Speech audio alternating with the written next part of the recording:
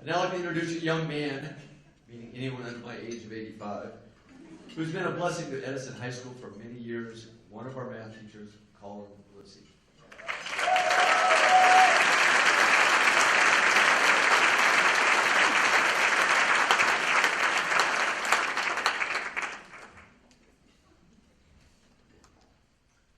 Good morning. I'm Colin Livesey, one of the math teachers at Edison, and I want to thank all of you for turning out so early in the day. I have an important question for you this morning.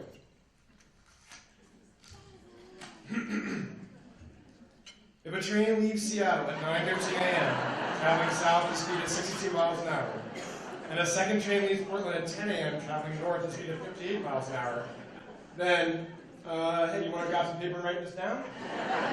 No? All right. I've heard it said that there are three types of people in the world.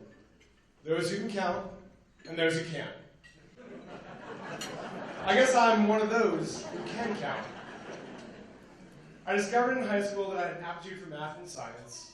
I really like solving problems, especially those that have defined solutions. I also have a passion for taking things apart to see how they work, which led naturally to a degree in mechanical engineering.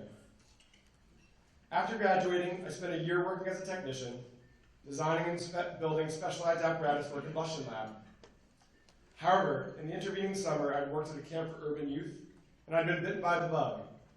Working in a lab or machine shop simply couldn't compete with spending time in the outdoors with kids. After a second summer at the camp, I moved to Florida to work for Outward Bound, leading courses for youth at risk and juvenile offenders.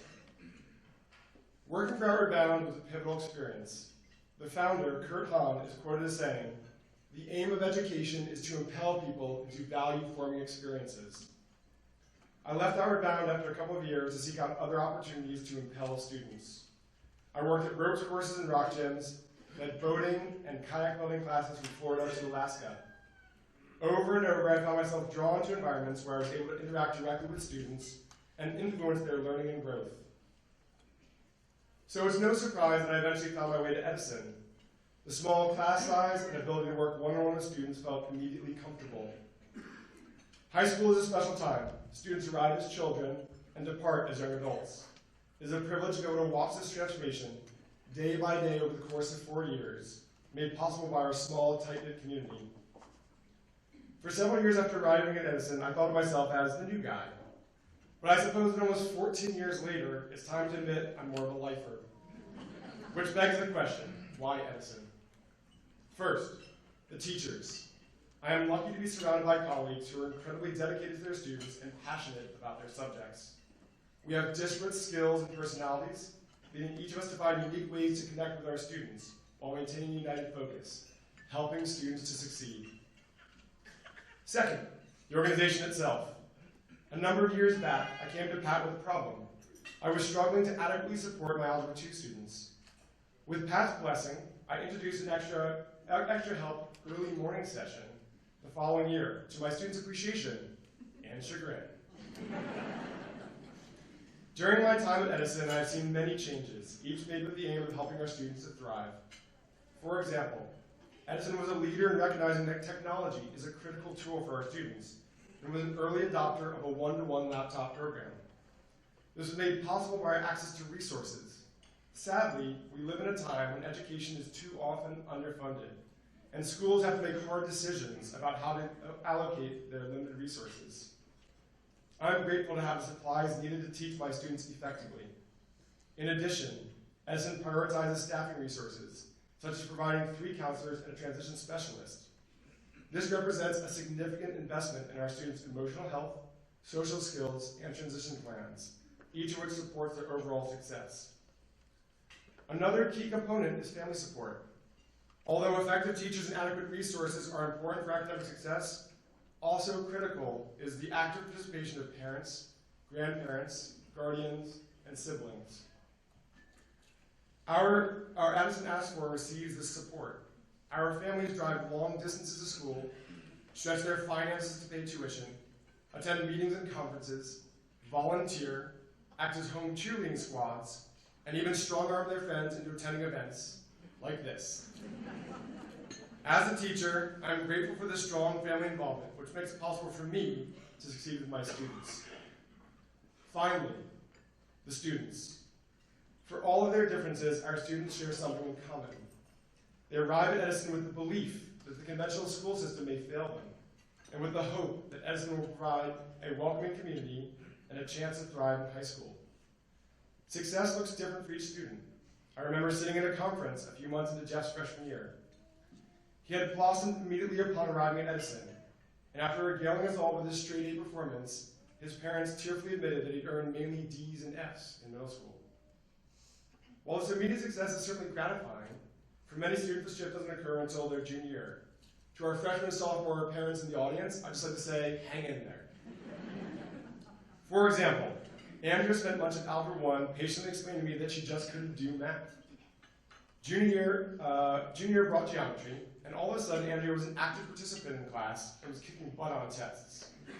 Eventually she had to admit that perhaps she could do math after all. With certain kids, we are planting seeds with something needing more time to ripen. All through his freshman year, Wilson made it clear that he didn't want to really be at Edison, and he transferred to Beaverton High School for his sophomore year. He returned to Edison as a junior with a great appreciation for the support we had provided him. Nevertheless, he wasn't shy about expressing his aversion to school and math straight through to graduation. His attitude towards academics might generally have been described as reluctant. I even had to make his senior yearbook page for him. As you can see, I may have taken some liberties. So, not your typical high school success story. Following graduation, however, those seeds took root and grew. And I've been fortunate to witness his transformation over the many years since he left Edison. Don't take my word for it, though. He'll be telling his own story in just a few minutes. Occasionally, I think it must be about time for me to move on to something else. But I honestly can't imagine being anywhere except Edison. Yes, I teach mathematics. But in truth, I believe that through mathematics, I also instill fundamental life skills and impel my students into those value-forming experiences. I have so many opportunities to interact with and influence these fascinating young people outside the confines of an algebra or geometry class. I see them struggle and persevere during extra help sessions, early in the morning and late into the afternoon. I hear about their hopes, dreams, and interests during lunch conversations and advisory check-ins. I observe their craftsmanship while building kayaks, see their grit in ultimate frisbee, and experience their enthusiasm as they learn to swing dance. Each year at graduation, I feel grateful to have witnessed so many facets of their four-year journey, and I eagerly anticipate hearing of their future achievements. You know, maybe it's true after all. Perhaps there are three types of people in the world.